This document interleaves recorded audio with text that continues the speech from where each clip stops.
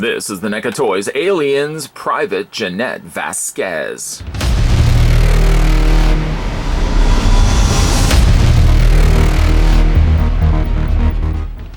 Jenette was a member of the combat unit deployed to LV-426 aboard the USS Sulaco in 2179 to investigate the sudden loss of contact with the colony of Hadley's Hope. She was subsequently involved in combating the xenomorph infestation at the colony.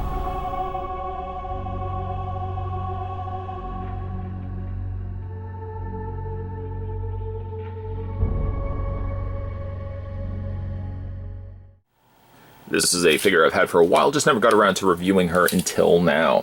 The height on Private First Class Jenette Vasquez, she stands at about 6 and I would say about 6¼ of an inch tall.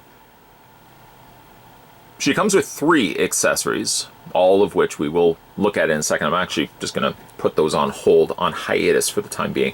I want to first have a look at Vasquez, just because of the smart gun that she's going to have attached to it is really going to limit me being able to kind of look at close-up details on her. So we'll look at all those accessories in a second. Let's first have a look at the figure. A really good likeness here of Vasquez. In fact, I guess, usually when you get figures finally released of characters you've been waiting for a long period of time, it's usually because the actor, or in this case, actress, has signed over the likeness to her character. Now, seeing for the fact that we are getting ourselves now Vasquez in hand, this is now, technically this is the first release. She also came with a second released copy, a slightly color variant, which we will look at in a future video. It would lend itself to the idea that the actress who plays Vasquez would have signed over her likeness. So where I'm going with this is I hope we also can get ourselves a T-1000 version of her from Terminator 2. I'm sure many of you already know that she was the stepmother, the wife to Todd.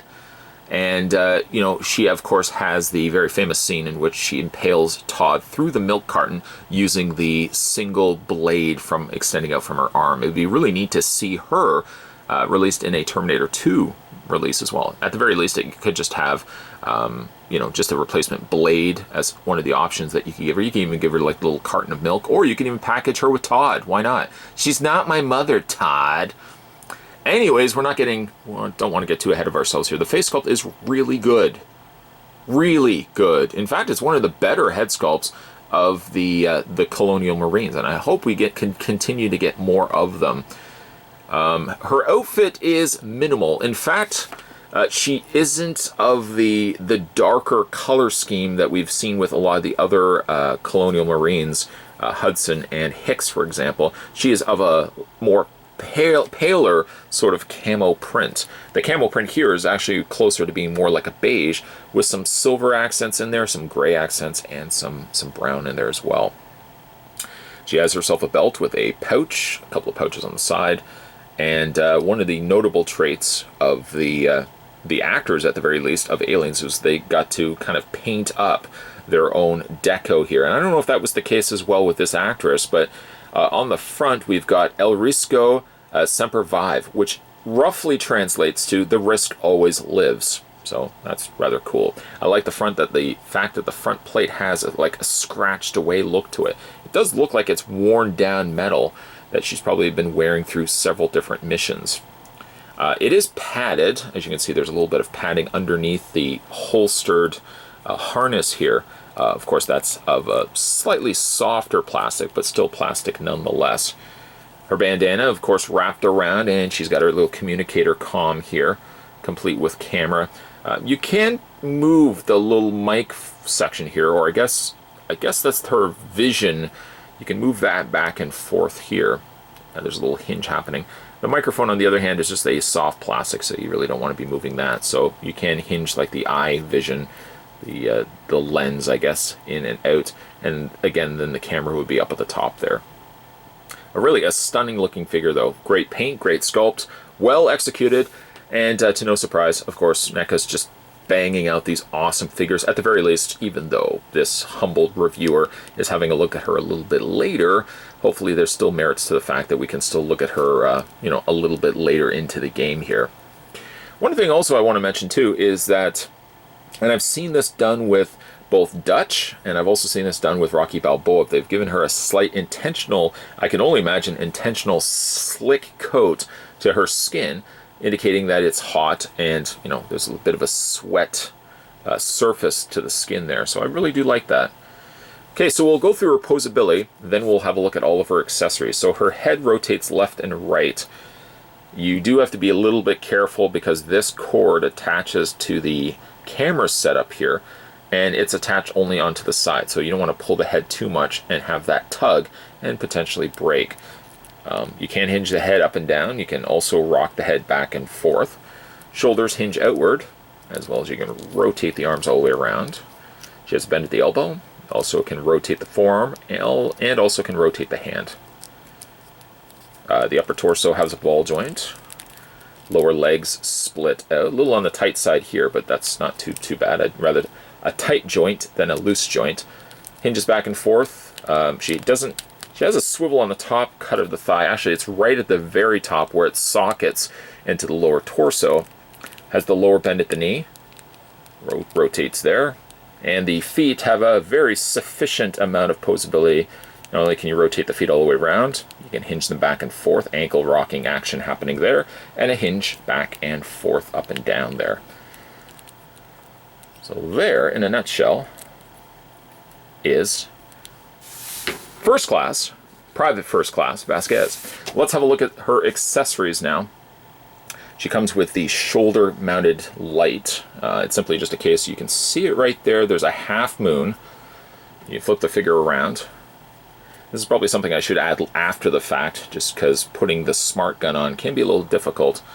But you just want to tab that in place and move the wiring out of the way, and that just clicks into place. It does actually have a little bit of a click when you tab that in, and that plugs into the side of her shoulder. This doesn't seem to have a hinge. It looks like it wants to hinge. Maybe it does.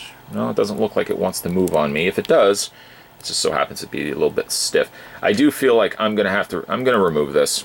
I'm quickly correcting myself here because I know it's gonna give me problems when I start putting in one smart gun. She comes included with the M56 smart gun, to be exact. Rather complicated sort of contraption. It looks really cool in the movie, but then when you get it in hand, it's like, what do I do with this? Well, let me show you what you do with that. There's a little circle, a little opening happening right there. You'll want to tab this, the little connector point, to the gun itself, and that just fits into place like so. Then you've kind of got this looped thing happening here. What I like to do is you can detach this part from the clamp. So remember, we plugged that in place. Now you've got a little floating clamp, and then you have this as a floating piece. The reason why I do that, I find it's easier to peg it into her hand. One of my big problems with the figure, and it's such a small thing, it's literally a small thing, is her very tiny hand. Well, her hand doesn't open and close. In fact, they've sculpted the 3 fingers attaching itself to the thumb, which makes things even more difficult when you want to try to fit the handle through. You literally just have to take the handle and push it in as far as it will go. And if you could only have opened the fingers, this certainly would have been a much easier endeavor. Once that's in place, then you can go ahead and swing the gun around. This also, pay attention to this. This is something that we're going to make use of in a second, but there's a little hinge here. This basically will hold the smart gun in place.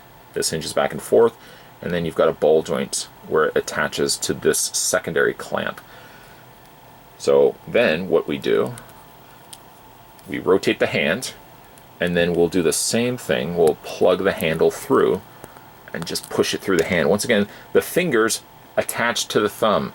They should have put a cut there so that at the very least, you could have pried the hand open to fit the handles in. Remember this floating piece here? Well, again, now that you've got the gun in place, you can take one end of it. This wire will get in the way for you.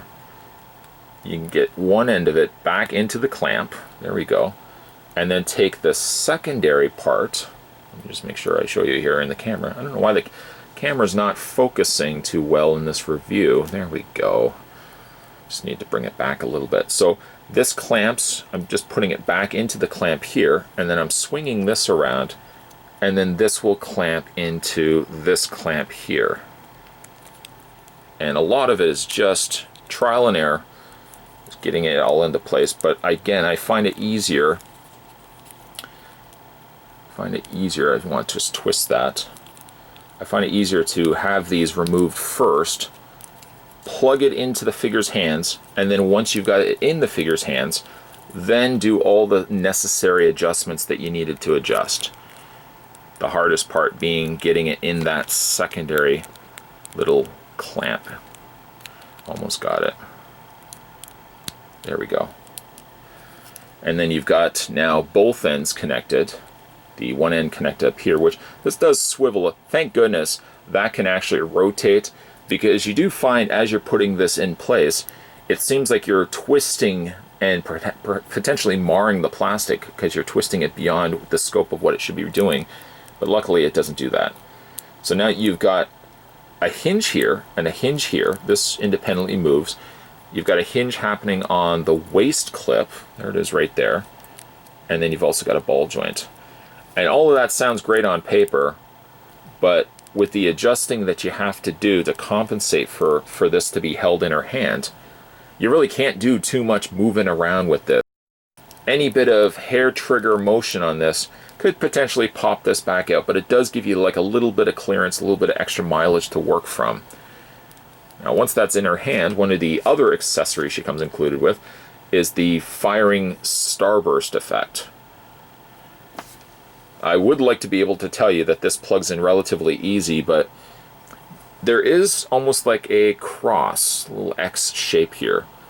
There's no discerning shape on the end of it, so you're just literally lining it up and praying for the best that it's going to stay in place. A couple of times it does fall out. It just goes without saying that that will eventually fall out, and then we can go ahead and put the light back into her back here to complete the look. It's kind of the equivalent of the plasma caster on Predators. You may want to kind of do that at the end after you've got everything in place. She looks stunning, but again, there's just a lot of setup and prep time to kind of get everything kind of going together. There is this extra hose here too, and I've been trying to look at where the hose attaches to. Not unless it attaches just to the side here. There's a couple little holes on the side of the smart gun. I'm trying to see where else that this could actually tab into place, and I've yet to find a place just yet. But again, it's got a great look. The one thing, of course, missing to this is Drake. And hopefully, with NECA giving us Vasquez, a long overdue review, mind you, hopefully, now that we've got Vasquez, hopefully Drake is not that far away from getting, and then we can have the two displayed side by side. Well, you can chalk up the lateness of this review to simply the case that she was buried. Yes, Private Vasquez here was buried by other things that I had picked up with the intent of reviewing that ultimately she just kind of got lost in the shuffle. I was cleaning the other day and sure enough there she was, and I thought to myself, no, you are going to review her before you forget her again, and I'm so glad that I did. This is a great looking figure. A figure now I can add to the rankings of Hudson and Hicks, two Colonial Marines that we've already reviewed on this channel, and I can only hope that now that NECA has released a Vasquez, we'll eventually get ourselves a Drake as well. And I don't mean that Toronto rapper Drake. But today, though, we were having a look at Vasquez, and I hope there's also some ray of hope out there that NECA Toys, now having the likeness of Vasquez, we may eventually also get ourselves John Connor's stepmom from Terminator 2. And I'd just be happy if she had like a blade in her hand and even the milk, the carton of milk on the end of it. Hey, what's wrong with Wolfie? I can hear him barking. Wolfie's fine, honey. Wolfie's just fine. Where are you? Your foster parents are dead. Today we were having a look at the NECA Toys Aliens. This was Private First Class Jenette Vasquez. Long overdue. If you guys haven't had a chance to hit that little subscribe button down below, make sure you do so. Many more videos will be coming your way. Guarantee that. Also, if you haven't had a chance, make sure you swing by to the main page at the end of this video and just go down the section that says videos. See if there's anything that you may have missed along the way, because I do post a lot of content. There may be 1 or 2 reviews that I've posted that you maybe haven't had a chance to watch yet. So feel free to check those out. And more videos will be coming your way. That's always the guarantee, so stay tuned for those. Thanks for watching, guys. See you next time.